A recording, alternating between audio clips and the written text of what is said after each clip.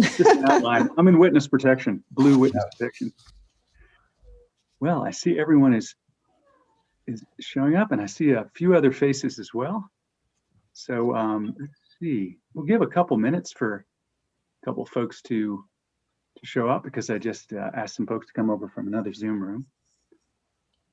And we'll start in just a moment.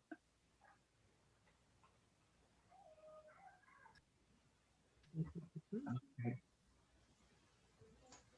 All right. This is as good a time as any. So welcome everyone to the 5th dialogue in our series of NetWeaver dialogues. We're talking to some of the world's most creative and influential NetWeavers. And I should know, I've been studying these kinds of folks for a long time. So I've cherry picked some people who I think are doing really, really creative work in transformative systems change through the organizational tool of networks. And this is our 5th dialogue. We've spoken to Lynn Decker about the Fire Learning Network.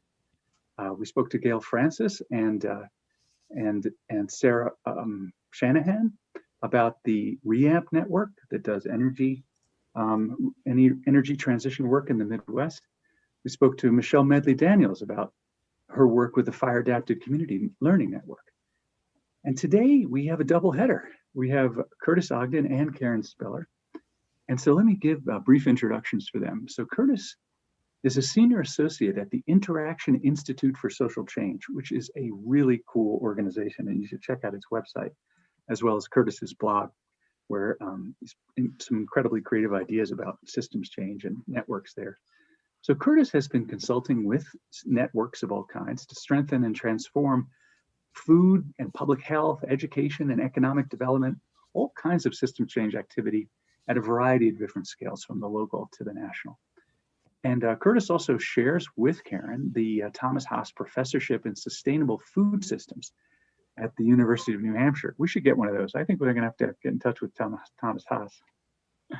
And both of them are engaged in a scholarship at the intersection of networks and racial equity. So welcome, Curtis. Thanks for coming. Thank you. And Karen Spiller is the principal of KAS Consulting in Boston, where Curtis also lives, and provides mission-based consulting on advocacy, resource matching, board development, and strategic planning, specifically around issues of health and equity. And so with a focus on racial equity and intersectionality, Karen works with a variety of organizations at multiple scales, like Curtis, to create equitable public health and sustainable food systems. And as I mentioned, Karen is also sharing the professorship, the Haas Professorship at the University of New Hampshire, where she's also engaged in scholarship at the intersection of networks and racial equity across the campus. So both Karen and Curtis are kind of pracademics deep into practice, at the same time doing this reflective work and concept development.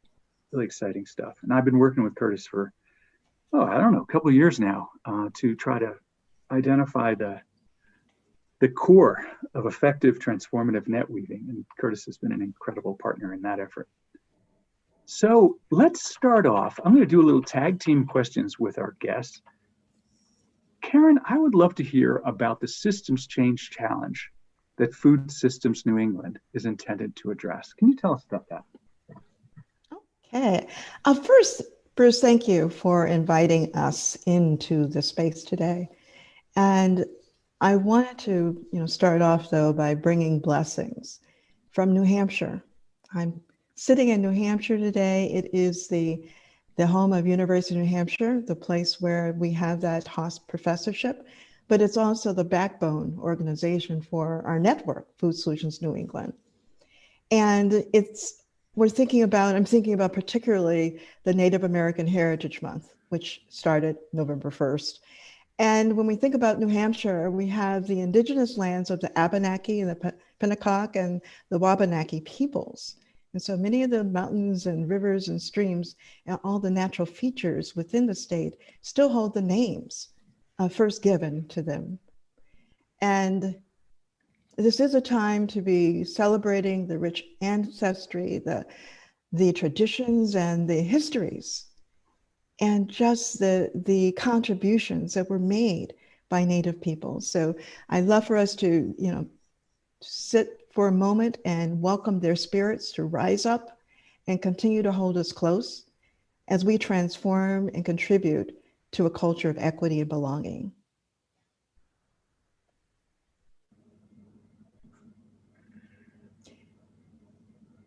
So for Food Solutions New England, when we talk about systems change, we came together because we were envisioning a transformation of the food movement.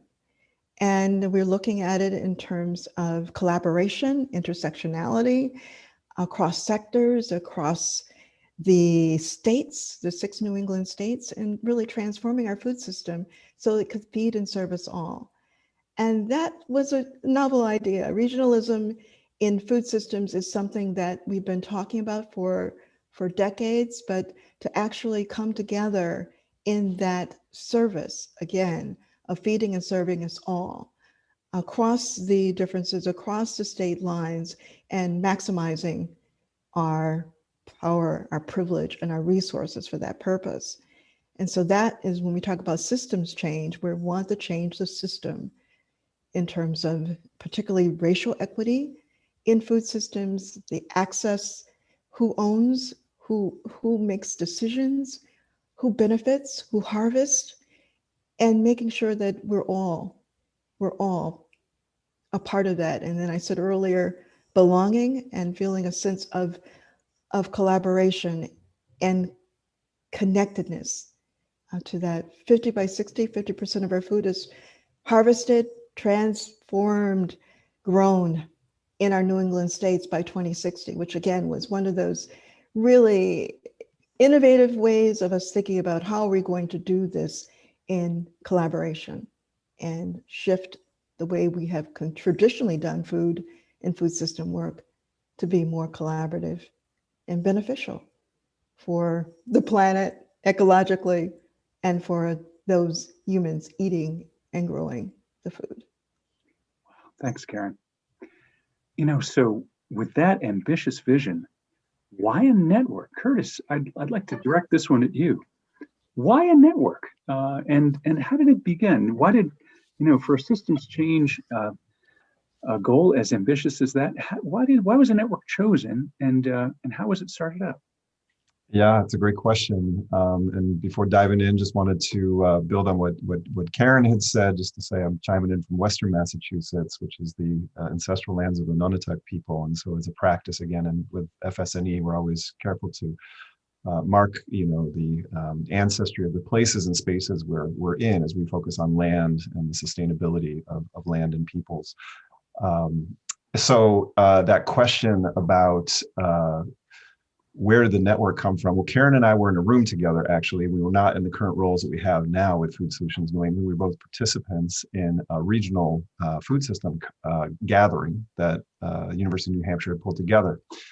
And it was a pretty interesting convening in many different ways, including at one point when the vision for Food Solutions New England was put in front of people, that this idea that 6 states would come together and collectively agree that we need to farm and fish at least 50% of what's grown in our region. Now, you'd think that's a pretty benign idea, but you wouldn't have known it from the reactions that we got in the room. People got, for lack of a better word, pretty pissed off. And there were people yelling at each other and getting pretty heated. Farmers basically saying, you're criticizing us. These kind of stoic, independent New Englanders saying, don't you dare tell us what to do. It was interesting. And it was even more interesting that after that conference, people came together and they said, you know what, I think we're onto something. We provoked people. And clearly, what we need to do is bring people together. People are siloed by states, they're siloed by sectors, they're siloed by geography, they're siloed by race, they're siloed by, just so many divisions within the food system. And so we said we need to build a network. And it happened to be that there was a funder there who was pretty excited by that idea and pulled some other funders together and said, we're going to do this. And like so many times in this network over the last 10 years, we said we're going to do it and had no idea what that meant. And so we just kind of leaned in and started making it happen. Cool. Yeah.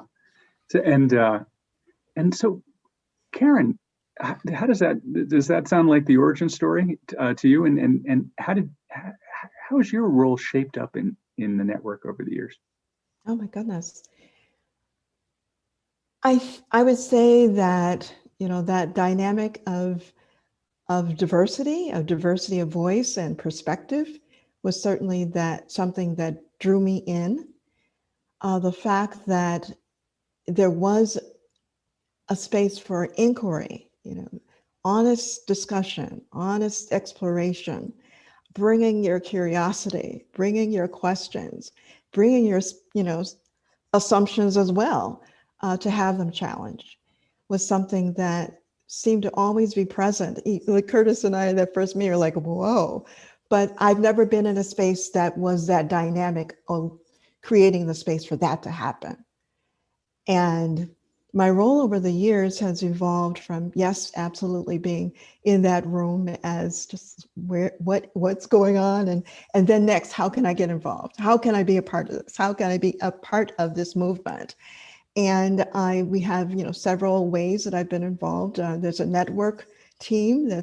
I talked about the different sectors of food solutions and across the food system, from the growing, the soil science, for the policy work, for the farmers or fishermen, for the community activists, all of us coming together. And so I've been part of that network team that has been able to come together and vision together and strategize together. And again, I always think of it as we're learning, as we're going, and we're always, like we talk about the continuum of growth and development, we're on that journey together.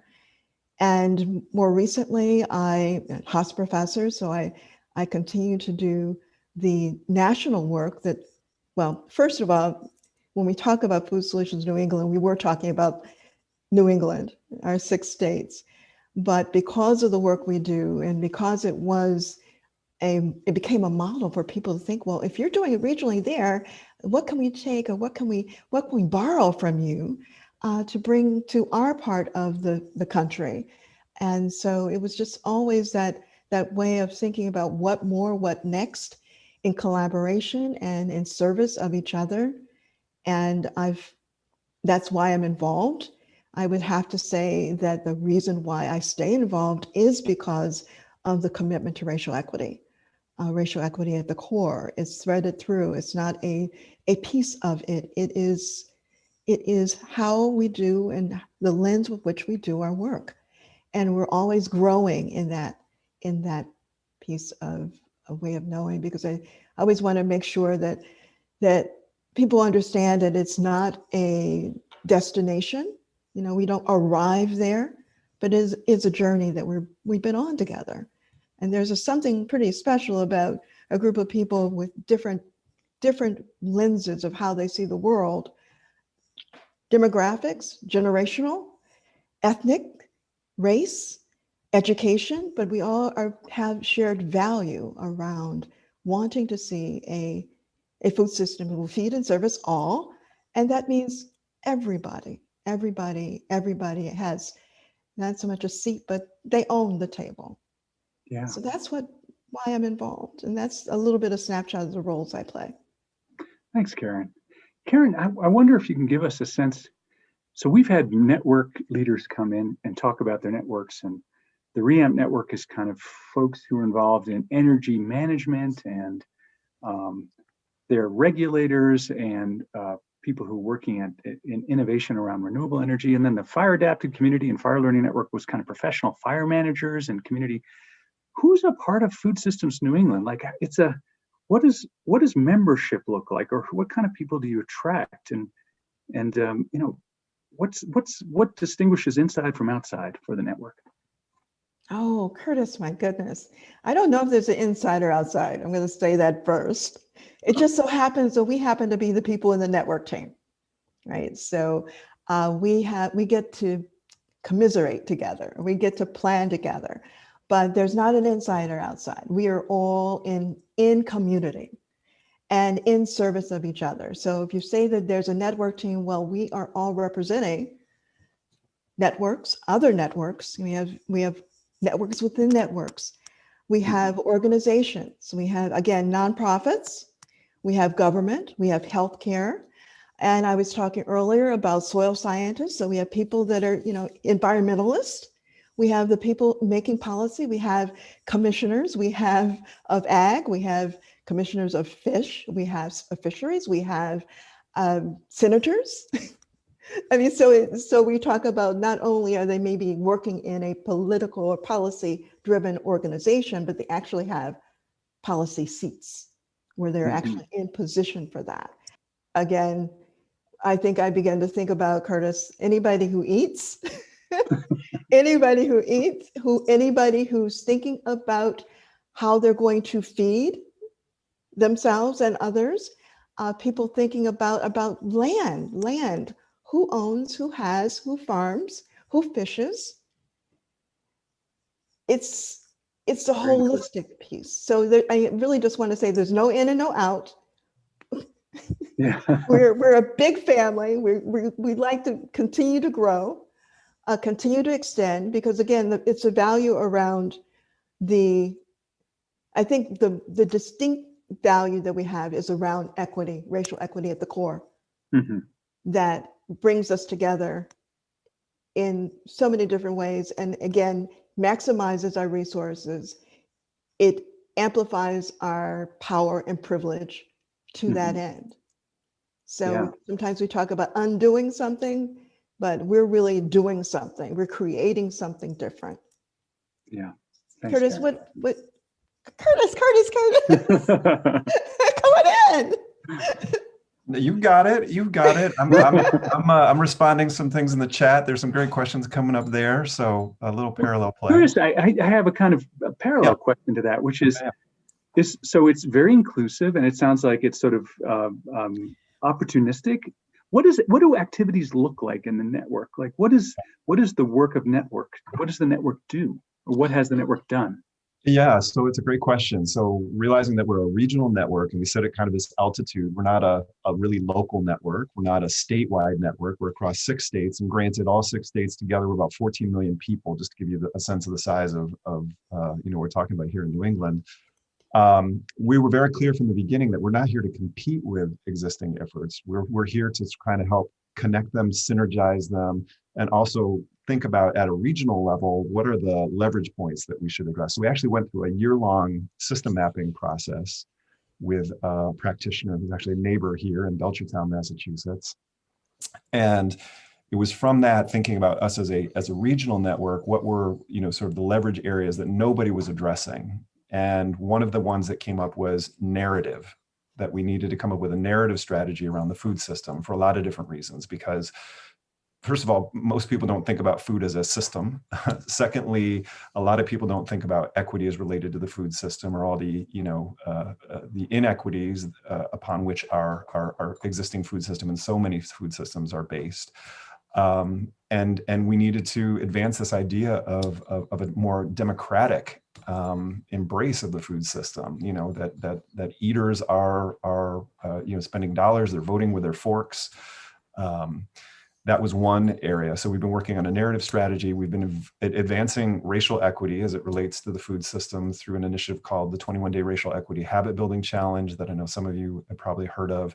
In its 7th year, last year, 7,000 people participated, all 50 states, 22 countries, to advance learning specifically about what race has to do with the food system and what people can do to address that. We continue to advance the vision. Even just the vision can be a unifier. We've heard, for example, great stories like a fisherwoman Fisher.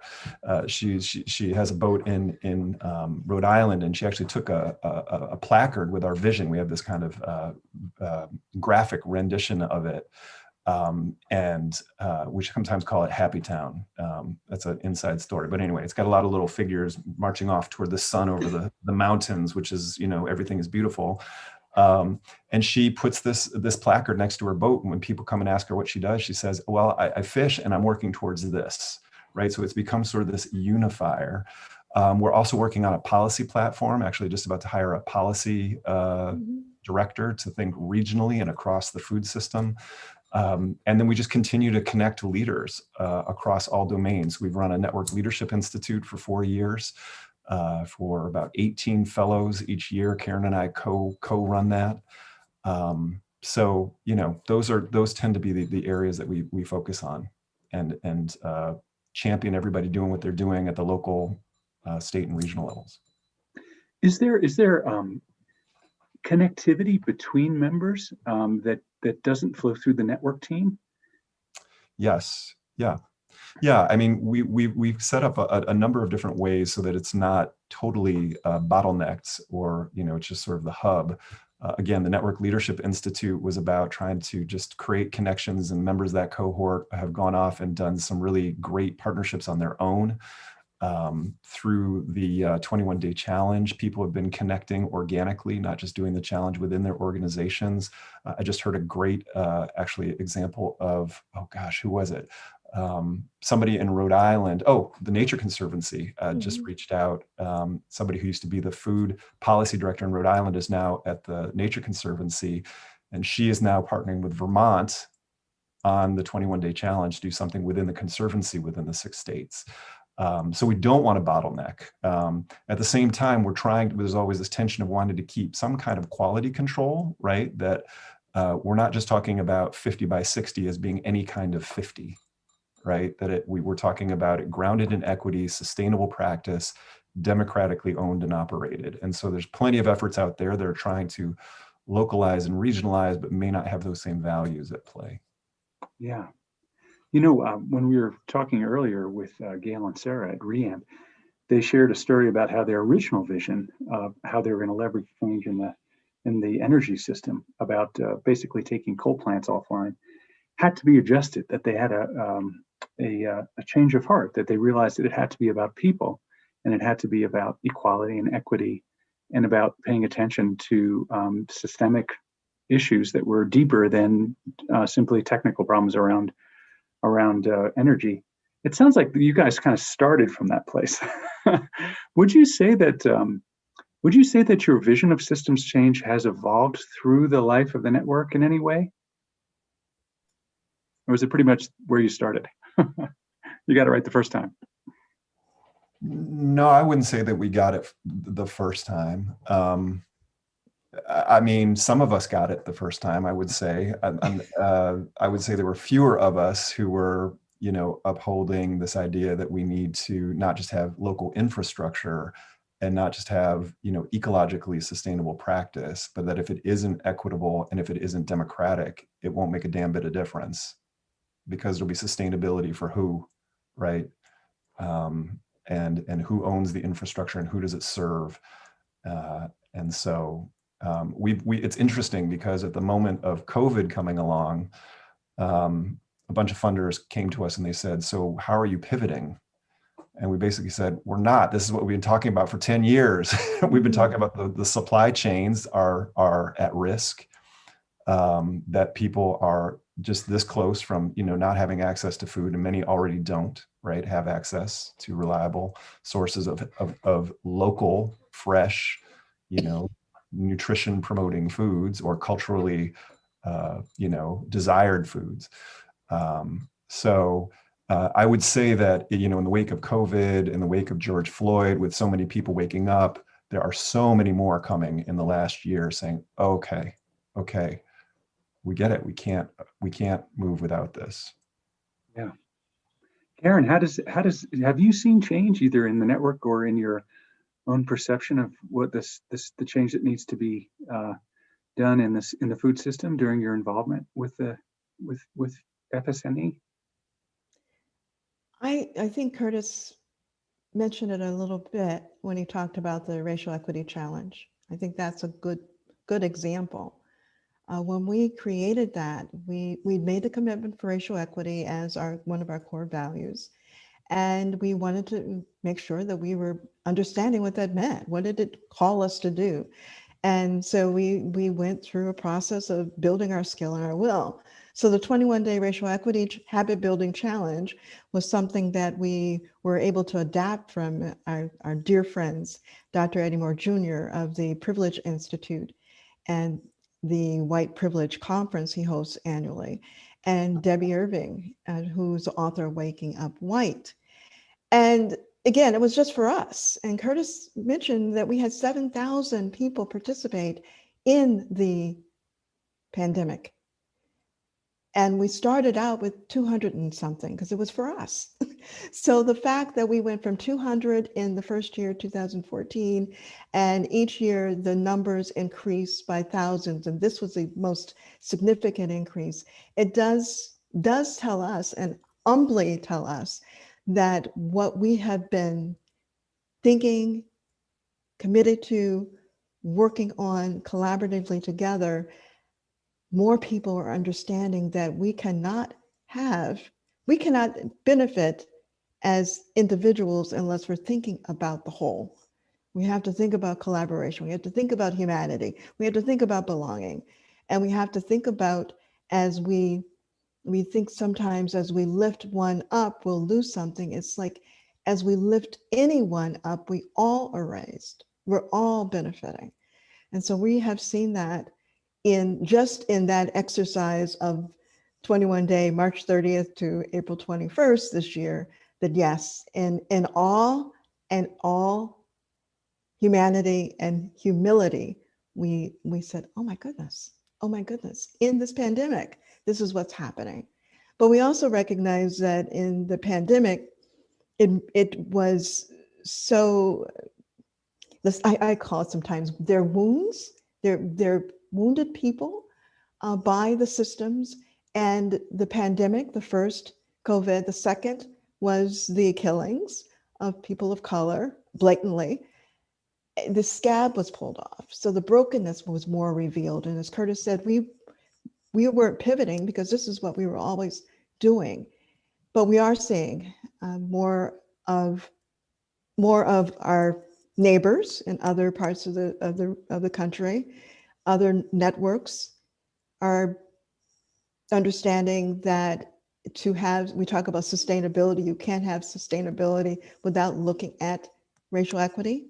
You can't maintain a system that is not serving and feeding and lifting up and creating the opportunities for people to be able to live quality lives. And I often say, live their best selves. And so, yes, absolutely. We are seeing that. It feels like every single day, we're seeing more and more of just affirming what we already were doing and building momentum and more partners on this relentless journey.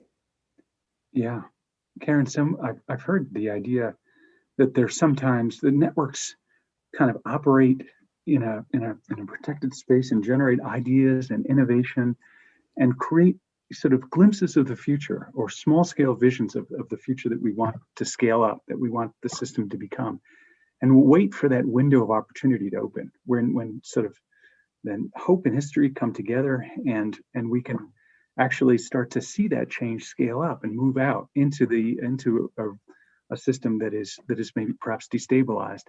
Is that your sense of what's happening now around the activism around the Black Lives Matter movement, that this is an opportunity for the network to achieve some of its goals? Or put differently, how did the network respond to the moment? Oh, Curtis, I'm thinking about it. I think we are always in the moment.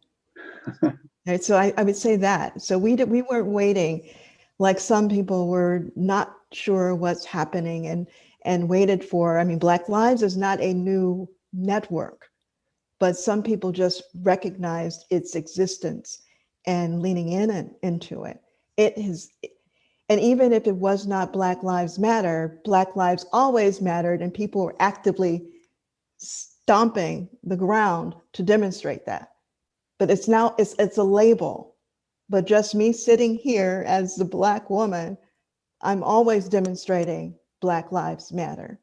And any place any of us are. So it's interesting how we look at the light being shined on that as a network of being all there is, but they are not. They were there as individuals actively working at but they coming together as a network and a coalition gave them more, back to why we do Food Solutions New England.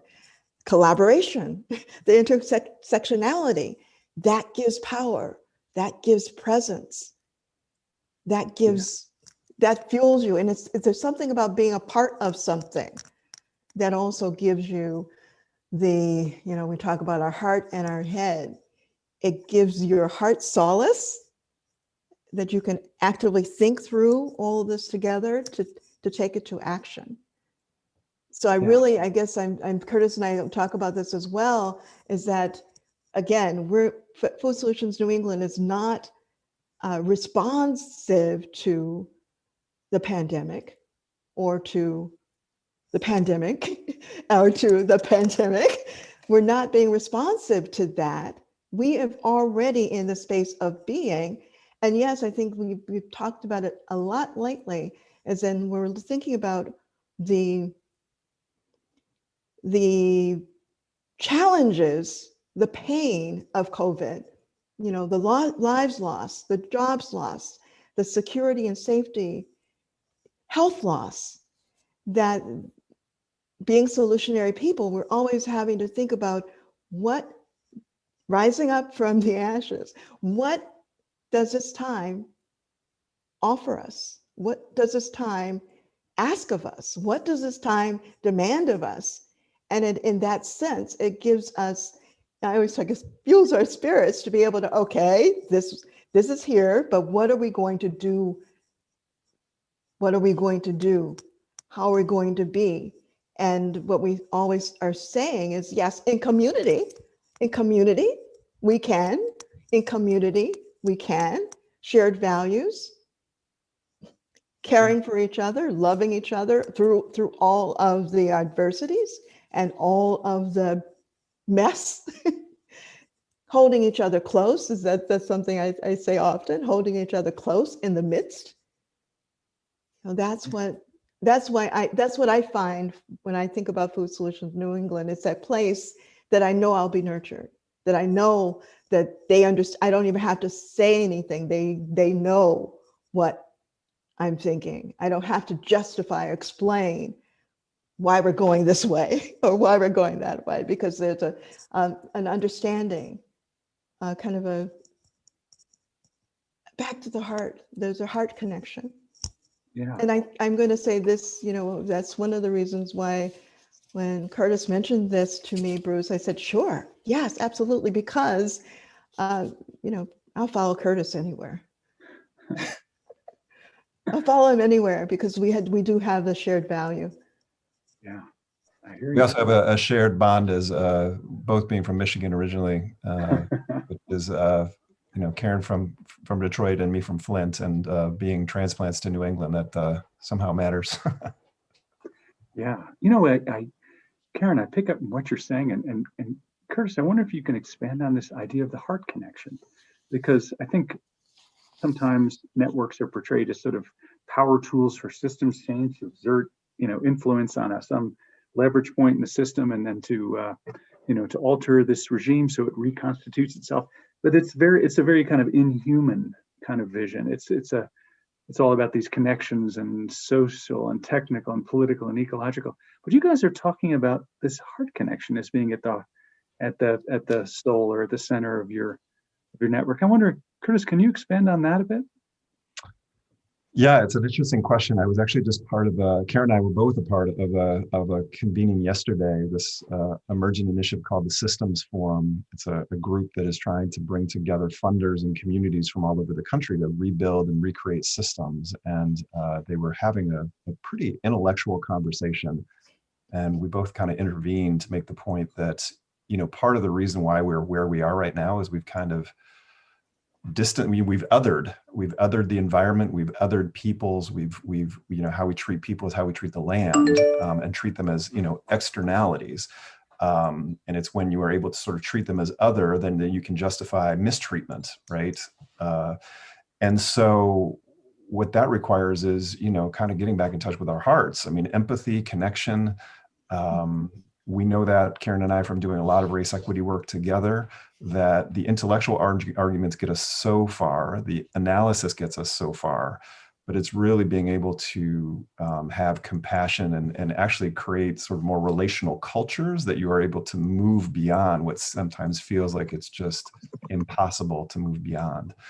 And we've seen some amazing things happen over the years by creating spaces that have, human warmth. I mean, it's definitely nice to be working with food people because, we like eating food and sitting around a table and talking, and that just leads to more kind of informal ways of being with each other. And food is connected to culture. And so we have many opportunities to do cultural sharings and offerings when we meet as a network. Sometimes you'd think we're in church. Not to make anybody uncomfortable, but ecumenical. That is, somebody will share poetry, somebody will share a song, somebody will share a story. People care about each other. We check in with each other. We tend not to be, while we have wonks among us, like policy wonks and analysts, we tend not to be so wonky as a network.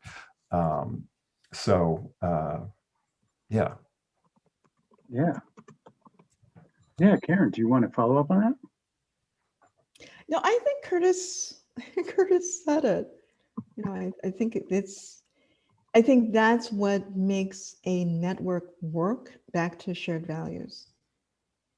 And we talk about this a lot. We are not the only food system network. And I think about it as it's wonderful that we are from different approaches for different foci. Somebody may be working on land totally, or working on nutrition totally, working on health totally, as food is connected.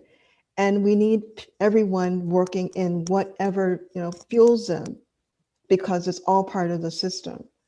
So just recognizing that Food Solutions New England is focusing on it this way in contributing to the transformation. There's another network that's doing their thing, contributing to.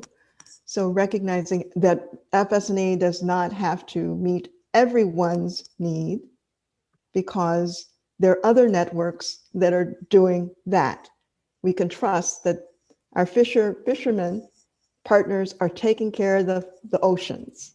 So we don't have to worry about that. We have our policy partners that are working on ag and fishery policies. They will convene and they will consult and they will commiserate with us, but they've got that. I don't have to worry about. I don't have to become a proficient in that, because that's what they do. So just recognizing that we all have skills to contribute, and honor that, coming together, and this is how you contribute in this way, that we're all contributing to the food system that we're hoping and trying to create. I hear you. There's so many dimensions, so many features, geographies within the food system, that the network isn't about creating this change or that change. It's more about supporting individuals to be more than they were capable of being when they were on their own. Sort of somehow, what is that enhancement? Is it what's the superpower that they get from involvement in the network? If not, since the network has so many different dimensions of the food system that it's engaged in, it's not a technical skill.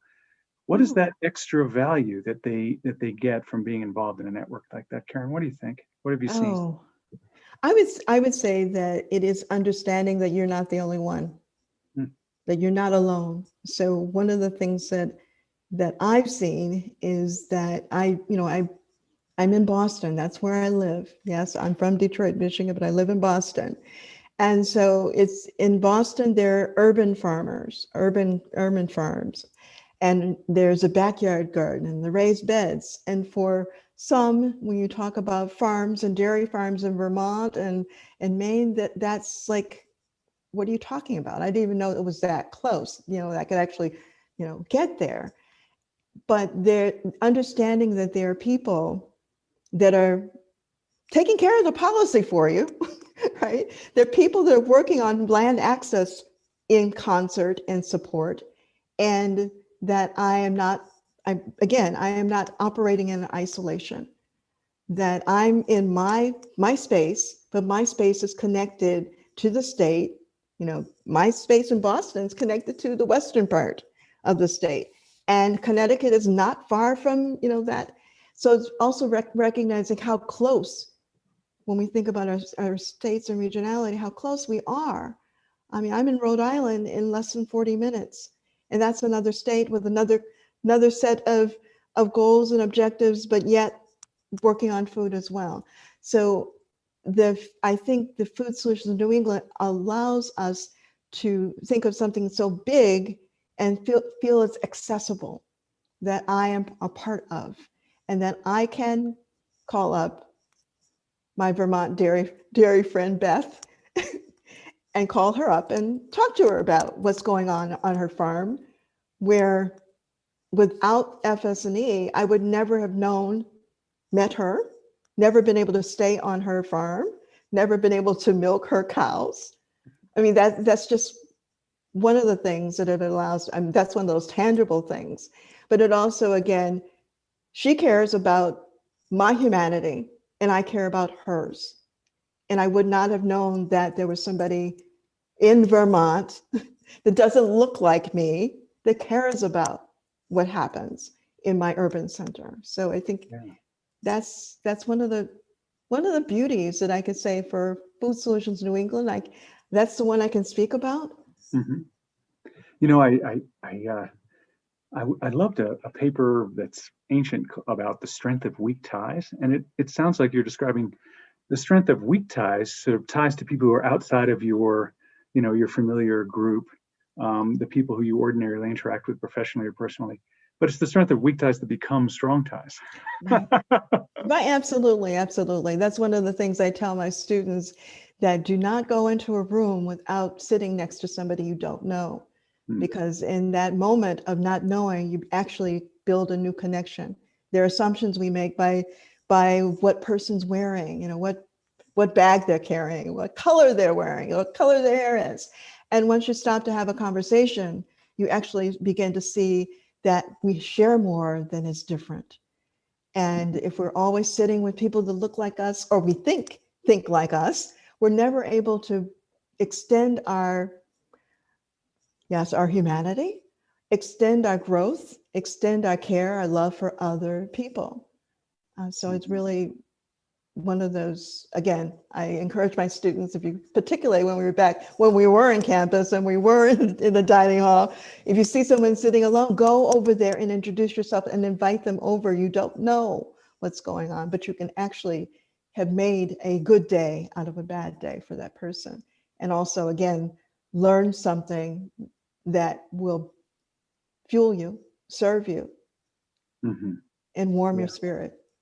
I just wanted to chime in that one of the exercises we do regularly with these Network Leadership Institute cohorts, with even our summit that we've held for 6 years, and we were supposed to hold in July, but Mother Nature had other plans, is that we do storytelling, where we invite people in to just tell their story to one another. And it's so interesting, right? There will be people who just roll their eyes and say, I do not want to do this. We've had such resistance. And time again, people will sort of lift that up as being one of the most valuable exercises.